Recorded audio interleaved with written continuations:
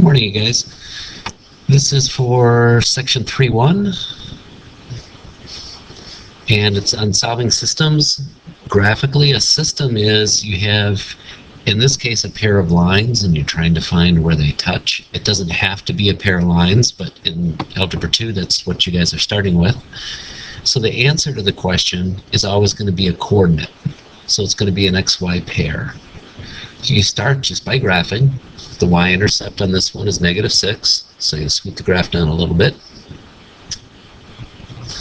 And then I could go down to over 3, but if I do that, I'm going to run off the graph. So I'm going to choose to go up to back 3, just so I can get the thing to fit more easily.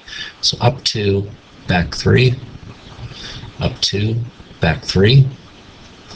So here's your line. And I didn't draw it very well, but once again, I'm still practicing with this thing. The next one, the y-intercept is -2, and the slope is 2/3, so up 2 over 3. And draw the line through it. And the answer to the question is where the lines cross. Now, I realize that right now, one second, you guys.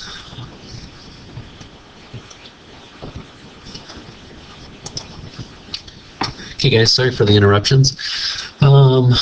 Coming back to this, you can see where I should have drawn the line, and I apologize again, drawing with the stylus on this slate. It's still getting me a little, I'm going to try to make excuses, but I think you can see that's where it's supposed to touch.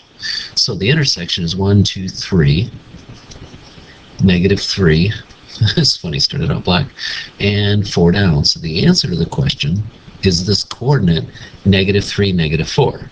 You found the answer once again just by graphing the sucker, both of the lines, and seeing where they touch. So when your equations are given to you like this, you need to rewrite them so you can graph them, which means you have to solve for y. So for the first one, so 2x minus 3y is equal to 6. Cut the 2x off of both sides, and you have minus 3y is equal to minus 2x plus 6. Divide everybody by -3,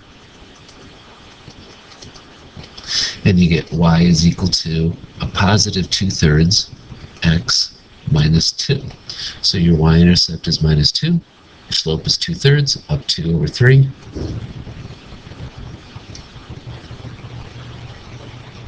Here's your line.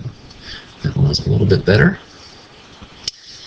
And going after this one, I'm going to subtract the x from both sides. So then I have 2y is equal to minus x minus 2. Divide everybody by 2. And you get y is equal to minus ½ an x minus 1.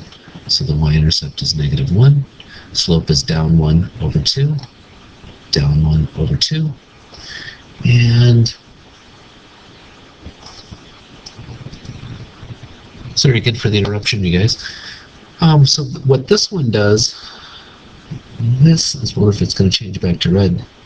It's funny, after I pause, it changes colors. It does change back to red. That's kind of funny.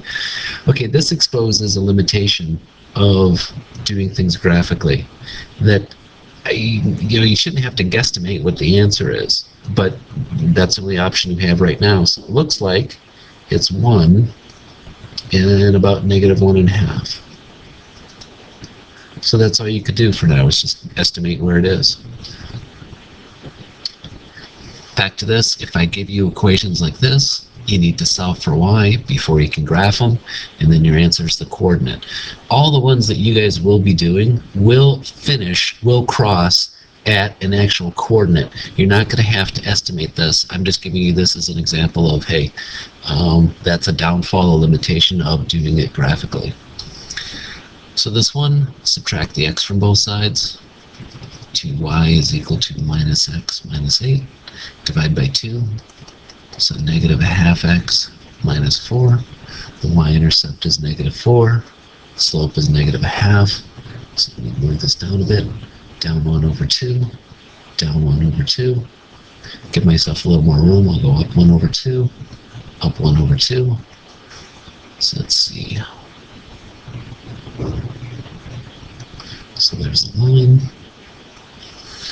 This one, subtract the 3x. 6y is minus 3x, because I put that in the background. Minus 6, divide by 6, y is equal to, so if I divide by 6 so you can see it, that would be minus a half an x minus, oops, I don't know why I said minus 3 minus 1. So the y-intercept is minus 1, slope is negative a half, down 1 over 2, down 1 over 2, down 1 over 2. So you can see, even before you graph the second one, if you look back at the equations, they have the same slope with a different y-intercept.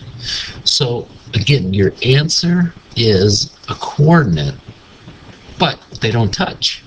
So there's no solution to this problem. They don't intersect. And you'll always have that when you have lines that have the same slope, different y-intercept. So the slopes are going to be the same, but their y-intercepts are not going to be the same. Same slope, different y-intercepts. You'll always have no solution because that means your lines are parallel, but different y-intercepts. So this one, subtract the x, divide by 2. So the y-intercept is negative 1, so down 1 over 2, down 1 over 2, or up 1, back 2, up 1, back 2.